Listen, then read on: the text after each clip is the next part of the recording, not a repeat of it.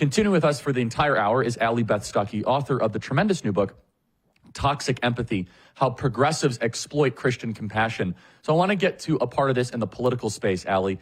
Wouldn't this explain then how in a non-disciplined, a Christian not rooted in Scripture could fall for open borders, mass amnesty, the abortion laws, because they know they're supposed to be compassionate, and then progressives weaponize the compassion towards their sinister worldview. Can you help build that out for us? Yes, and they typically do so by taking verses out of context. So you mentioned illegal immigration.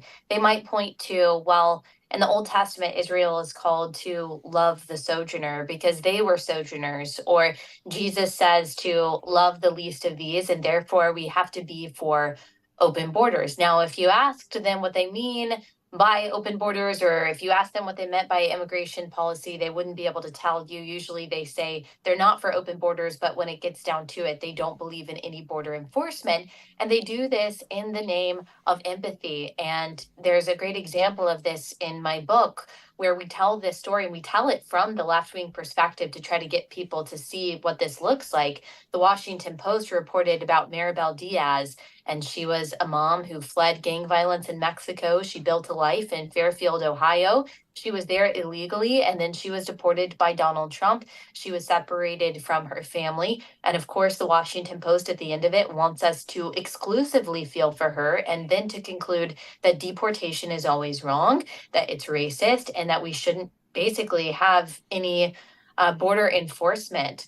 But then we show the flip side of that. Who's on the other side of the illegal immigration equation is Kate Steinle. And we tell her story from an equally heart-rending perspective. And we show people, look, on every single topic, there are people who demand our compassion, who demand our empathy.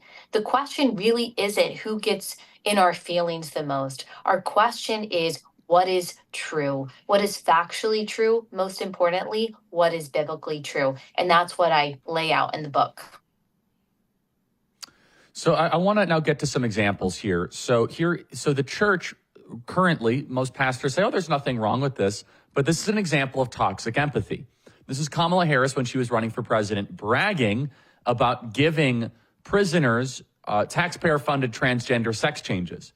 Because if you have empathy, then you must empathize with the murderer, the killer, and then give them what they want. This is a perfect example of toxic empathy. Play cut 57. When I was Attorney General, I learned that the California Department of Corrections, which was a client of mine, I didn't get to choose my clients. Right, a client of the Attorney General. A client of the Attorney General, right. Of the Office of Attorney General, that they were standing in the way of surgery. For prisoners. For prisoners. And there was a specific case. And when I learned about the case, I worked behind the scenes to not only make sure that that transgender woman got the services she was deserving. So it wasn't only about that case. I made sure that they changed the policy in the state of California so that every transgender inmate in the prison system would have access to the medical care that they desired and need. And I believe it was not only, I know it was historic in California, but I believe actually it may have been one of the first, if not the first in the country, where I pushed for that policy in a Department of Corrections. Allie, is that not a perfect example of toxic empathy? Yep, that's what toxic empathy does. It makes you feel so much for one purported victim, quote unquote, that you forget about everyone else. Obviously, Kamala Harris, I mean, you could say she has empathy for this person, or you could say she's just cynical, but she has decided a policy based on this toxic empathy at the expense of the other people on the other side, which of course are the women. These are women who are now being forced into cells with fully intact males who are raping them and impregnating them. These are some of the most vulnerable women in the world. They typically have a history of sexual abuse themselves.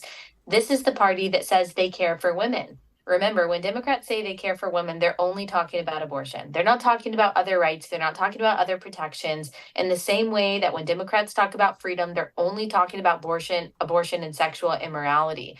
This is another great example of that. And they use empathy, how you feel for someone's pain, in order to get you to latch on to really destructive and evil policies like this one.